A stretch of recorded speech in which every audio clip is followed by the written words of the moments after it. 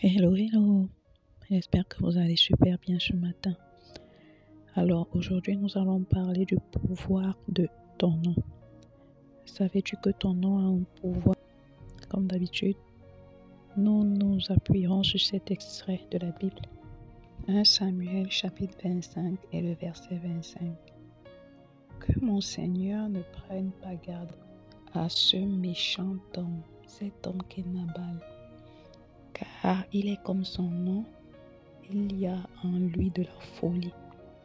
Savais-tu qu'un nom est un esprit, que ton nom a un pouvoir? Sinon, pourquoi parfois on dit il est exactement comme son homonyme? Son homonyme est comment? Ou alors comment était son homonyme? Un polygame, un méchant, quelqu'un de très gentil mais colérique, une très belle femme mais allant d'homme en homme, une femme très généreuse mais toujours maladive. Sachez en fait qu'il y a toujours un prix derrière un nom, peu importe. Même si de prime abord, en fait, la personne est une bonne personne, même si de prime abord, ce nom-là est un bon nom, a une bonne signification.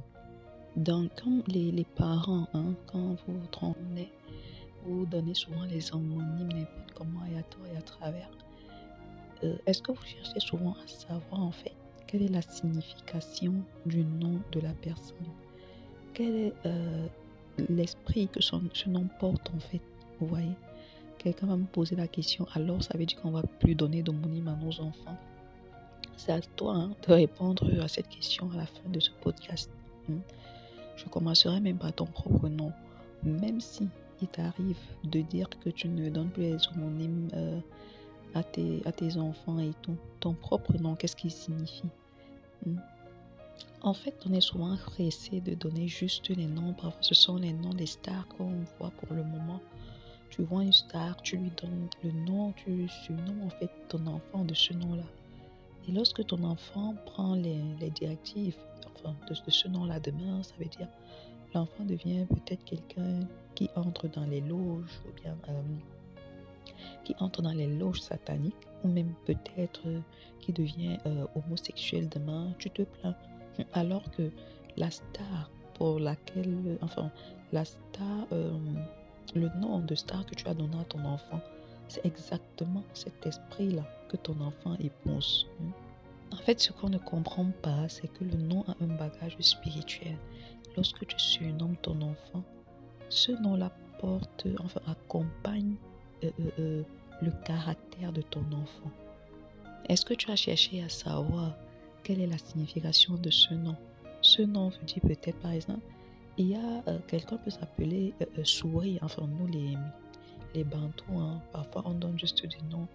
Et maintenant, quand tu cherches la signification en français, ça veut dire peut-être souris. Ça veut dire peut-être ton nom peut signifier que tu es quelqu'un de rejeté. Ton nom peut signifier que tu es quelqu'un qu'on ne va jamais aimer dans le mariage. Est-ce que tu sais dans quelles conditions l'homonyme que tu vas donner à ton enfant, là, tu sais dans quelles conditions ses parents à lui avaient choisi ce nom? Et toi, la maman, peut-être parce que tu as souffert pour enfanter, tu donnes ce genre de nom à ton enfant là. Pourquoi tu voudrais pas que cet enfant souffre toute la vie en fait? Je suis en train de devenir des femmes esprit. Est-ce que quand tu es enceinte, tu prends la peine de demander à Dieu, Seigneur, quel est le nom que tu voudrais que je donne à mon enfant? Tu vois? Lorsque Élisabeth est tombée enceinte, c'est le Seigneur lui-même qui a dit, vous allez l'appeler Jean. Tu vois? Elle ne s'est pas levée comme ça un matin et elle a dit on va l'appeler Jean-Baptiste. C'est le Seigneur qui leur a révélé comment ils devaient appeler leur enfant. Et il y a plusieurs autres histoires comme ça dans quelques autres exemples comme ça dans la Bible en fait. Même lorsque tu dis je donne un prénom biblique, si tu ne veux pas donner un prénom biblique, quand tu donnes à ton enfant le roi David était un roi très sage. La Bible même dit tellement sage, mais c'était un homme affable. Tu oublies ce côté-là. Ça veut dire il était un homme sage, mais il était un homme affable. La Bible même dit que David était un homme selon le cœur de Dieu. Alors, selon le cœur de Dieu peut être un homme affable. Et puis, pour des gens qui ne comprennent pas souvent, ils disent, ah oui, tu me vois être polygame, c'est que David a eu beaucoup de femmes. Non, mais quand on te raconte sa fin, elle était comment en fait? Et est-ce que même si on en parle dans la Bible, ça veut dire que c'est un exemple à suivre? Pas toujours. La Bible dit que tout ce a été écrit pour nous servir d'enseignement, pour tirer des leçons en fait. Ça ne veut pas dire que parce que la Bible relate une histoire, tu dois exactement reproduire ce qui a été. Non, au contraire, c'est pour te tirer des oreilles et que tu puisses prendre tes dispositions, tes précautions. Les sobriquets et les noms que vous donnez à vos enfants là, parce que l'enfant a volé, tu l'appelles voleur, bandit. Parce que tu as attrapé ta fille avec un homme au carrefour, tu l'appelles prostituée.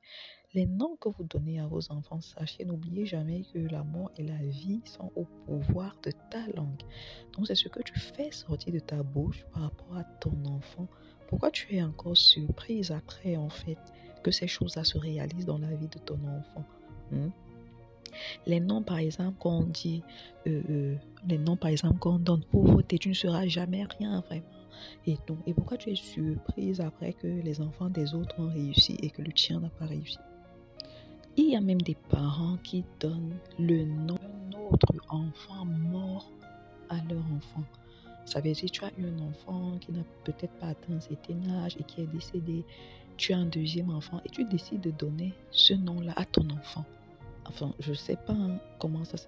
Est-ce que tu ne vois pas que tu es déjà en train d'attribuer le nom déjà d'une personne décédée à ton enfant? Et après, quand il y a des choses qui ne vont pas dans la vie de ton enfant, tu t'en plains en fait.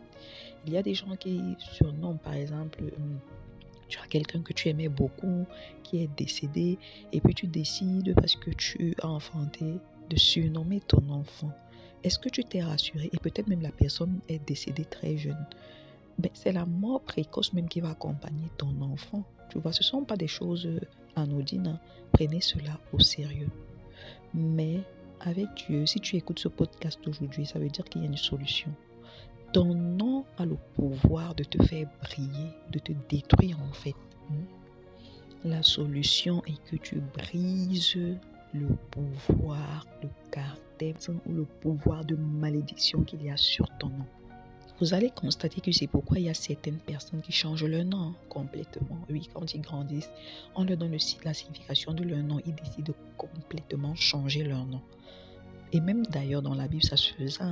Même Dieu a changé le nom d'Abraham en Abraham.